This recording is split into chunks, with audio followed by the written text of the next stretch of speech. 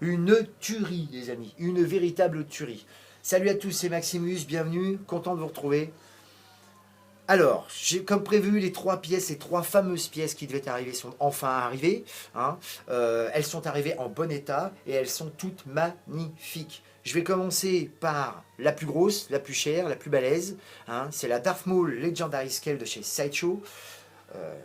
Enfin, elle est là. Enfin, elle est arrivée en bon état. C'est pas peu dire. Vous allez comprendre après dans la vidéo pourquoi. Je vais d'ailleurs vous le dire tout de suite. Je vais faire deux vidéos de cette pièce-là pour que vous voyez vraiment tous les aspects de cette pièce-là qui est vraiment magistrale quand, encore une fois, elle arrive en bon état.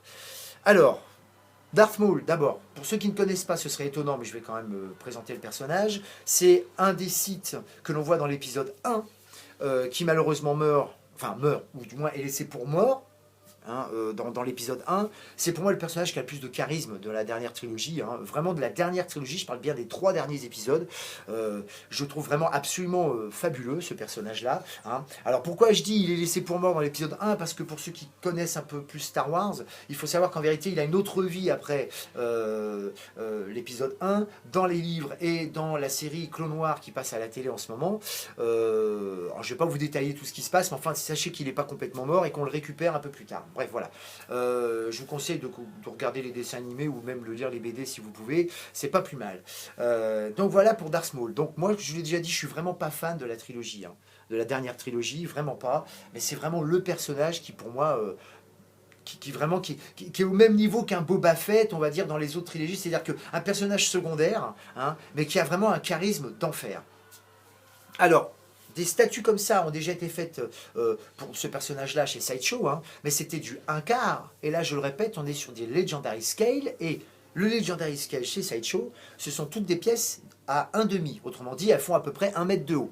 C'est pour ça que j'ai eu énormément de mal à trouver une solution pour fermer la pièce. Voilà, donc cette pièce-là fait 1 mètre de haut. J'aurais pu vous mettre une petite pièce 1/4 à côté, mais bon, franchement, je le ferai, comme la vidéo sera en repartie, je le ferai juste après. Alors cette pièce-là est en résine, en tissu. Bien évidemment, vu la taille et vu le prix qu'elle coûte, forcément le travail est nettement amélioré au niveau de la sculpture de la résine, au niveau du paint job, au niveau du light-up, au niveau du tissu. Tout est très très bien fait. Alors j'ai commencé par le point tout de suite négatif de cette pièce-là. Il y a plusieurs points négatifs, mais il y en a un principal qui rejoint les autres. C'est son prix. Cette pièce-là vaut 2000 euros. Cherchez pas à la voir à 1000 euros ou 500 euros, vous ne la trouverez jamais. Ou alors c'est qu'elle est en morceaux. Elle vaut 2000 euros. Hein. Alors ça a l'air extraordinaire comme ça, 2000 euros pour une pièce comme ça. Pas vraiment en fin de compte, hein, de par les informations que je viens de vous donner, mais surtout quand on voit qu'une 1/4, comme par exemple la Iron Man Mark IV, dont je vous ai déjà parlé, qui à l'époque était vendu 450 euros, qui maintenant atteint les 900, voire les 1250 euros au grand max, et qui va probablement continuer d'augmenter.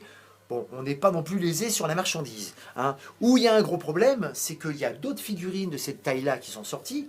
Il y a la Neytiri d'Avatar, vous avez le Wolf Predator, et notamment pour le Wolf Predator, le travail est quand même beaucoup plus minutieux et beaucoup plus difficile à faire, aussi bien au niveau de la sculpture qu'au niveau de la peinture, hein, et il ne valait pas 2000 euros.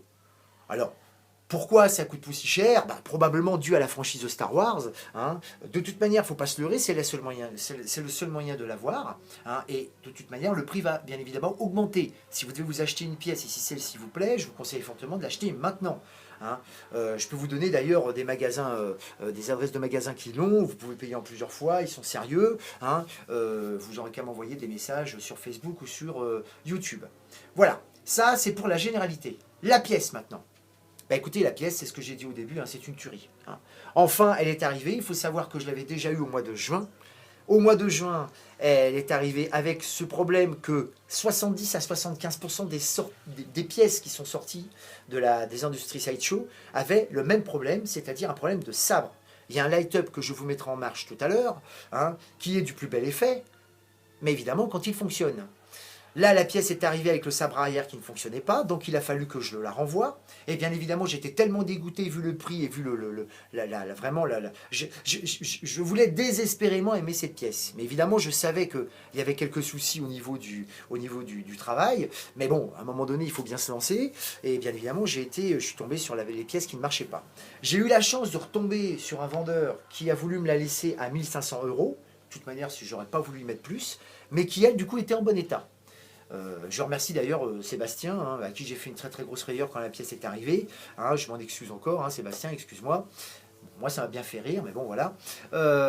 Donc ça, c'était un petit clin d'œil. Donc c'était, oui, la pièce est arrivée en très bon état. Hein, et c'est vrai que du coup, bah, on en est très content. C'est-à-dire que quand elle arrive vraiment, quand on met le light-up en marche et que tout est parfait, elle est absolument à tomber par terre. Alors, je vais faire une petite caméra embarquée, simplement vous montrer surtout le visage.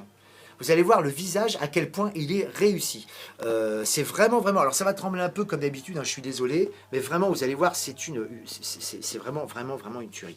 Hein. Alors évidemment, comme c'est du tissu, vous allez voir, vous pouvez bien évidemment enlever la capuche, ce que je vais faire. Voilà. Regardez un peu ce putain de travail. Excusez-moi, je suis désolé, mais il n'y a pas d'autre mot. Elle est à tomber par terre. Il faut bien le reconnaître, hein. On est vraiment sur une pièce, excusez-moi pour l'image là, voilà. On est vraiment sur une pièce magnifique. Voilà.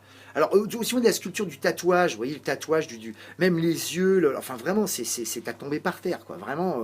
Bon, ils avaient déjà fait des pièces relativement belles, hein, il faut le reconnaître, hein, extrêmement, extrêmement détaillées et tout. Mais voilà, elles sont vraiment, celle-ci est vraiment, vraiment magnifique.